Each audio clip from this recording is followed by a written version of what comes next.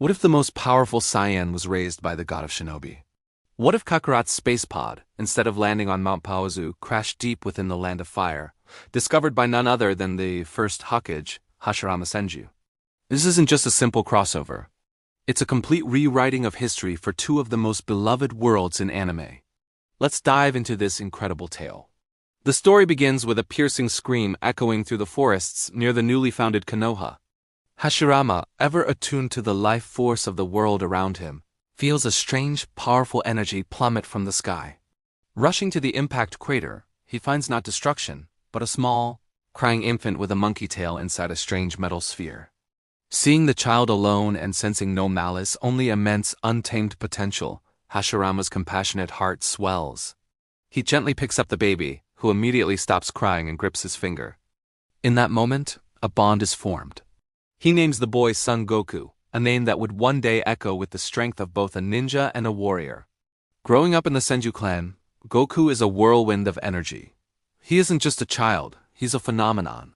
Hashirama and his wife Mito Uzumaki raise him as their own alongside their grandchildren Tsunade and Nawaki. From an early age, Goku's Saiyan biology makes him a prodigy, but not in the way you might think.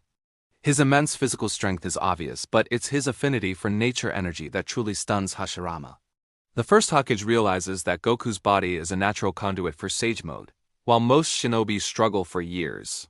To even sense nature energy, Goku seems to breathe it. His training is unique. Hashirama teaches him the fundamentals of ninjutsu, taijutsu, and the philosophies of the Will of Fire. Goku, with his pure heart, absorbs these lessons completely. He sees the village as his giant extended family. His taijutsu, combined with his natural Saiyan strength, is unlike anything anyone has ever seen. He's faster than the eye can track and hits with the force of a mountain. But it's his ninjutsu that takes a fascinating turn. He struggles with complex hand signs, his mind too straightforward for intricate jutsu. So Hashirama adapts. He teaches Goku to channel his chakra into raw, powerful blasts, a primitive, yet devastatingly effective form of energy projection. Sound familiar? Tobirama Senju, Hashirama's pragmatic brother, is initially wary of Goku. He senses the boy's immense, almost monstrous power and fears it could one day turn against the village. He subjects Goku to rigorous, almost brutal training, pushing him to his limits to understand his true nature. But Goku's unwavering cheerfulness and fierce loyalty to his family and the village slowly win him over. Tobirama, the creator of countless jutsu, finds himself intrigued by Goku's unique energy, which he can't quite classify as just chakra. He even tries to study Goku's tail, much to the boy's annoyance. One of the most significant changes is Goku's relationship with the tailed beasts. Hashirama often takes Goku with him to the Valley of the End, where he communes with the powerful creatures. Unlike others who see them as weapons, Goku sees them as big, grumpy animals. He approaches the Ninetales Kurama not with fear, but with a childlike curiosity. Kurama, sealed within Mito, is initially enraged by this boy's audacity, but Goku's pure spirit and lack of malice are disarming. He doesn't want to control Kurama. He wants to be his friend. This simple, honest desire begins to slowly chip away at the fox's centuries of hatred.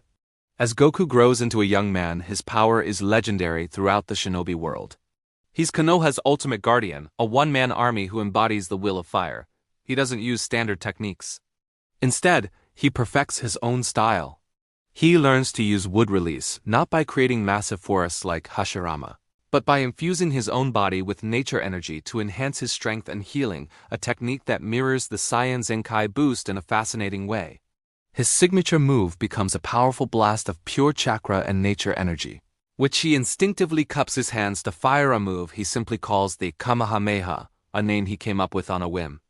Now, imagine the first great ninja war with Goku in the picture. Conflicts that would have lasted for years are ended in days. When enemy forces march on Konoha, they are met not by an army, but by a single, smiling young man who politely asks them to go home. When they refuse, they find themselves facing a force of nature they cannot comprehend. Goku's presence becomes the ultimate deterrent, enforcing the peace Hashirama so desperately craves. He becomes a symbol of hope, the living embodiment of the Senju's dream for a peaceful world. But what about his Saiyan heritage? The full moon presents a terrifying challenge. The first time Goku transforms into a great ape, it's a catastrophe. The beast's rampage nearly destroys a section of the village before Hashirama, in his full sage mode, manages to subdue him using a massive wood-style technique, holding him until sunrise. After the incident, a remorseful Goku learns the truth about his tale. With Mito Uzumaki's help and the sealing knowledge of the Uzumaki clan, they devise a way to control the transformation, or at least suppress it. The tail, a source of immense power, becomes a symbol of the beast within that Goku must learn to master, a parallel to the Jinchuriki's burden. The arrival of Madara Uchiha would be the ultimate test. When Madara returns to challenge Hashirama, he finds a completely different landscape. He expects a one-on-one duel with his old rival, but he also has to contend with Goku. Madara, with his eternal Mangekyo Sharingan, can see Goku's colossal energy. He sees a power that rivals and perhaps even surpasses that of the tailed beasts. Their battle would be legendary. Madara's perfect Susanoo against Goku's raw power and nascent sage mode. Imagine the scene: Hashirama and Goku fighting side by side.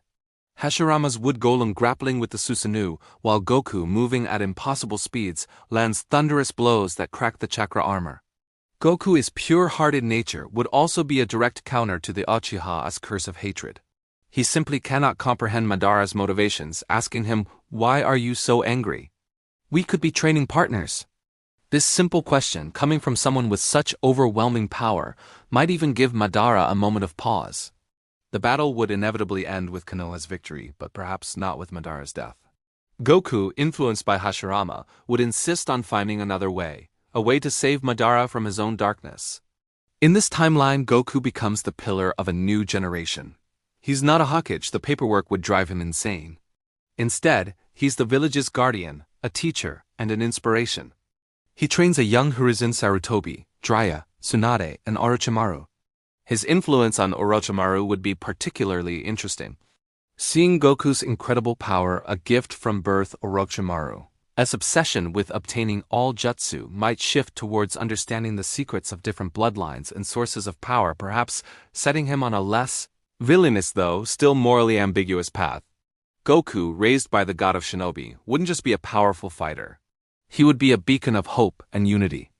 His journey wouldn't be about finding stronger opponents, but about protecting his precious people and spreading the will of fire. He would be the ultimate shinobi, not because of the number of jutsu he knew, but because of the size of his heart and his unwavering belief in the bonds of family.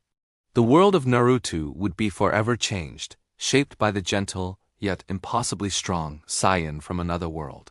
What do you think would happen next in this incredible story?